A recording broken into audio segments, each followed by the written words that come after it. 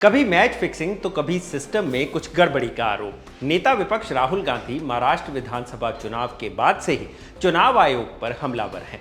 सड़क से लेकर संसद तक उन्होंने चुनाव आयोग की भूमिका पर सवाल उठाए। अब चुनाव आयोग ने उन्हें सभी मुद्दों पर बैठकर बात करने के लिए बुलाया है, बकायदा चिट्ठी लिखकर।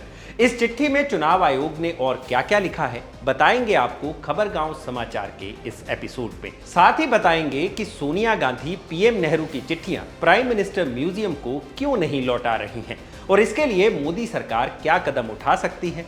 जस्टिस शेखर यादव के खिलाफ राज्यसभा में महाभियोग प्रस्ताव के नोटिस पर अपडेट्स के बारे में भी आपको बताएंगे। नमस्कार, मैं हूं भूपेंद्र सोनी और आप देखना शुरू कर चुके हैं हमारा डेली बुलेटिन खबर गांव समाचार। पिछले साल महाराष्ट्र में विधानसभा के चुनाव हुए। बीजेपी के नेतृत्व वाले एनडीए गठबंधन की जीत हुई और इंडिया गठबंधन की हार हुई। विपक्षी दलों यानी इंडिया गठबंधन के कई नेताओं ने इन चुनावों में धांधली के आरोप लगाए। लोकसभा में नेता विपक्ष राहुल गांधी ने भी कई बार इन आरोपों को दोहराया है। महाराष्ट्र चुनाव की निष्पक्षता पर सवाल उठाए और चुनाव आयोग की भूमिका को संदिग्ध बताया। 7 जून को इंडियन एक्सप्रेस में छपे एक आर्टिकल में भी राहुल गांधी ने वोटर लिस्ट, वोटिंग के आंकड़ों और सीसीटीवी फुटेज जारी करने को लेकर सवाल उठाए थे। राहुल गांधी ने आरोप लगाया था कि नवंबर 2024 में हुए विधानसभा चुनाव से पहले वोटर लिस्ट में फर्जी वोटर्स जोड़े गए। उन्होंने इसे मैच फिक्सिंग बताया था। अब चुनाव आयोग ने राहुल गांधी के आरोपों का संज्ञान लिया है। चुनाव आयोग ने राहुल गांधी को एक चिट्ठी लिखी है और उन्हें चुनाव आयोग के 3 सदस्यीय पैनल से मिलने के लिए बुलाया है। इंडियन एक्सप्रेस में छपी खबर के मुताबिक चुनाव आयोग ने कहा है कि नवंबर 2024 में हुए चुनावों के बाद कांग्रेस पार्टी की ओर से ये मुद्दे उठाए गए थे, जिसका विस्तृत जवाब 24 दिसंबर 2024 को चुनाव आयोग ने दिया था। चुनाव आयोग ने कहा कि सभी चुनाव संसद द्वारा पारित कानूनों, नियमों और समय समय पर चुनाव आयोग द्वारा जारी किए गए नियमों के आधार पर ही कराए जाते हैं। चुनाव आयोग ने कहा है कि अगर अभी भी आपके पास कोई ऐसा मुद्दा है जो आप हमें लिख सकते हैं तो चुनाव आयोग सभी मुद्दों पर चर्चा करने के लिए तैयार है। चुनाव आयोग ने खुद को राहुल गांधी से निश्चित समय और तारीख पर व्यक्तिगत रूप से मिलने के लिए भी तैयार बताया है। अभी तक कांग्रेस पार्टी या राहुल गांधी ने चुनाव आयोग के इस पत्र का जवाब नहीं दिया है। माना जा रहा है कि 1-2 दिन में कांग्रेस पार्टी की ओर से इसका जवाब दिया जाएगा।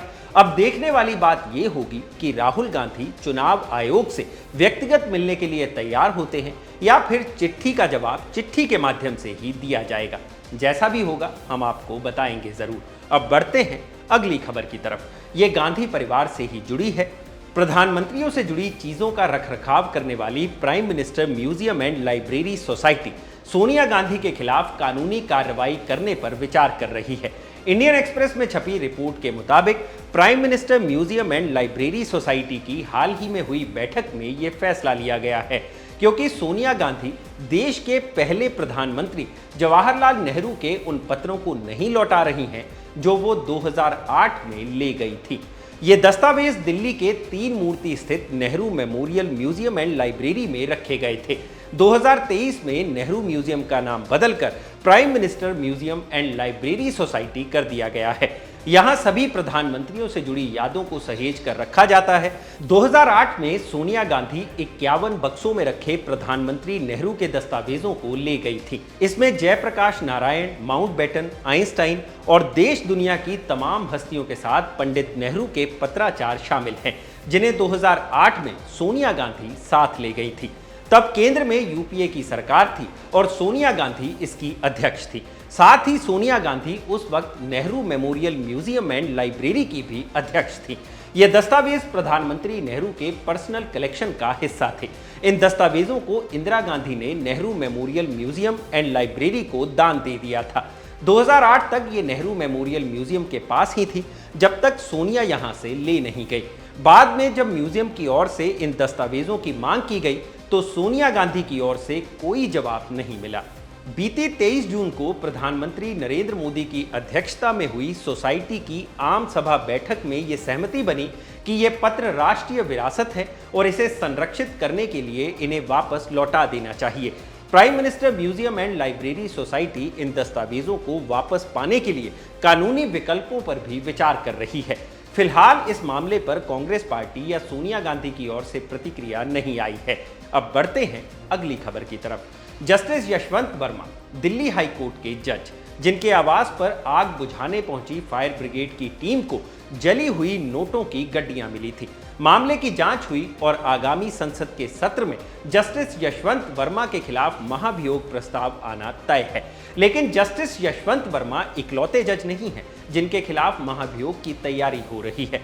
विपक्षी दलों के 54 सदस्यों ने दिसंबर 2024 में ही राज्यसभा में जस्टिस शेखर यादव के खिलाफ महाभियोग प्रस्ताव का नोटिस दिया था। राज्यसभा सचिवालय की ओर से इसमें से 44 सदस्यों के हस्ताक्षर को वेरीफाई कर लिया गया है। इंडियन एक्सप्रेस से बात करते हुए बाकी 10 में से 6 सदस्यों ने भी ये कंफर्म किया है कि उन्होंने जस्टिस शेखर यादव के खिलाफ महाभियोग प्रस्ताव पर हस्ताक्षर किए हैं। यानी कि 50 सदस्यों ने महाभियोग के लिए अपनी सहमति दे दी है। ये नोटिस न्यायाधीश जांच अधिनियम 1968 के तहत दिया गया है, जिसमें यह प्रावधान है कि किसी जज के खिलाफ महाभियोग प्रस्ताव के लिए राज्यसभा में कम से कम 50 और लोकसभा में कम से कम 100 सदस्यों की जरूरत होती है। राज्यसभा में दिए इस नोटिस पर 50 सांसदों का कोरम पूरा हो गया है, लेकिन जरूरी नहीं है कि इस नोटिस पर फैसला संसद के इसी सत्र में लिया जाए, क्योंकि इस नोटिस पर फैसला लेने के लिए कोई समय सीमा तय नहीं है। ये माना जा रहा है कि विपक्षी दल 21 जुलाई से शुरू हो रहे संसद के इसी सत्र में इसे लाने के लिए सरकार पर दबाव बना सकते हैं। अब सवाल ये है कि जस्टिस शेखर यादव के खिलाफ महाभियोग प्रस्ताव लाया क्यों गया। इलाहाबाद हाई कोर्ट के जज जस्टिस शेखर यादव 8 दिसंबर 2024 को एक कार्यक्रम में दिए अपने बयानों की वजह से विवादों में आए थे। यह कार्यक्रम विश्व हिंदू परिषद की ओर से आयोजित किया गया था। अपने बयान में जस्टिस यादव ने देश को बहुसंख्यकों की इच्छा से चलने की बात कही। उनकी इस टिप्पणी को संविधान से मिले समानता के अधिकार के खिलाफ माना गया, जो सबको समान अधिकार देता है, न कि बहुसंख्यकों की इच्छा को प्राथमिकता। इसके अलावा उन्होंने कठमुल्ला शब्द का इस्तेमाल करते हुए इसे देश के लिए घातक बताया। उन्होंने मुस्लिम समुदाय पर भी टिप्पणी की। उन्होंने हिंदू धर्म को उदार और सहिष्णु बताया और कहा कि आप ऐसे क्यों नहीं है। जस्टिस शेखर यादव के बयानों को धार्मिक भेदभाव और सांप्रदायिक बताते हुए लोगों ने आलोचना शुरू कर दी। सोशल मीडिया पर उनके भाषण के क्लिप भी वायरल हुए। साथ ही ये सवाल भी उठे कि जिस निष्पक्षता और तटस्थता की अपेक्षा एक जज से की जाती है, क्या वो अपने फैसलों में वैसे रहेंगे। जस्टिस यादव के बयानों ने न केवल उनकी व्यक्तिगत विश्वसनीयता पर सवाल उठाए, बल्कि न्यायपालिका की निष्पक्षता और गरिमा को भी प्रभावित किया। बार एसोसिएशन ऑफ इंडिया ने उनकी टिप्पणियों की निंदा की। सुप्रीम कोर्ट ने भी इस मामले का संज्ञान लिया और इलाहाबाद हाई कोर्ट से मसले पर विस्तृत रिपोर्ट मांगी थी। उन्हें तत्कालीन सीजेआई संजीव खन्ना की अध्यक्षता वाली कोलेजियम में भी तलब किया गया, जहां जस्टिस यादव ने अपने बयानों को तोड़ मरोड़ कर पेश किए जाने का हवाला दिया, लेकिन उन्हें कोलेजियम से फटकार मिली। कोलेजियम ने जस्टिस यादव को सलाह दी कि वे अपने संवैधानिक पद की गरिमा बनाए रखें और सार्वजनिक भाषणों में सावधानी बरतें। महाभियोग प्रस्ताव का नोटिस संसद में आ चुका था और मामला लंबित होने के कारण कोलेजियम की ओर से कोई कदम नहीं उठाया गया। फिलहाल राज्यसभा सचिवालय ने हस्ताक्षर मिलान की प्रक्रिया लगभग पूरी कर ली है। ऐसे में मॉनसून सत्र के दौरान जस्टिस शेखर यादव के खिलाफ महाभियोग प्रस्ताव आता है या नहीं, ये देखने वाली बात होगी। इस पर आपकी क्या राय है, हमें कमेंट बॉक्स में जरूर बताएं। बढ़ते हैं अगली खबर की तरफ। प्रधानमंत्री नरेंद्र मोदी ने एक बार फिर से आतंकियों को चेतावनी देते हुए कहा है कि उनके लिए पाकिस्तान क्या, दुनिया की कोई जगह सुरक्षित नहीं हो सकती है। दिल्ली में नारायण गुरु और महात्मा गांधी के बीच शताब्दी समारोह में हिस्सा लेने पहुंचे पीएम मोदी ने कहा कि ऑपरेशन सिंदूर में भारत की सैन्य ताकत को पाकिस्तान के साथ साथ पूरी दुनिया ने देखा। महज 22 मिनट में आतंकियों के ठिकानों को भारत ने तबाह कर दिया। हाल में दुनिया ने ये भी देखा है कि भारत का सामर्थ्य क्या है।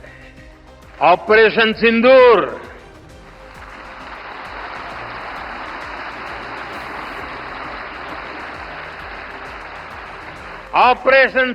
आतंकवाद के खिलाफ भारत की कठोर नीति को दुनिया के सामने एकदम स्पष्ट कर दिया है। हमने दिखा दिया है कि भारतीयों का खून बहाने वाले आतंकियों के लिए कोई भी ठिकाना सुरक्षित नहीं है। हमारी सेनाओं ने भारत में बने हथियारों से दुश्मन को 22 मिनट में 22 मिनट में घुटने टेकने के लिए मजबूर कर दिया। भारत के सशक्तिकरण के लिए हमें आर्थिक, सामाजिक और सैन्य हर पहलू में आगे रहना है।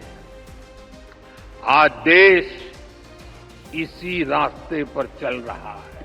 प्रधानमंत्री ने कहा कि भारत ने न केवल पहलगाम का बदला लिया, बल्कि पाकिस्तान को जाने वाले पानी को रोककर उसे घुटनों पर ला दिया।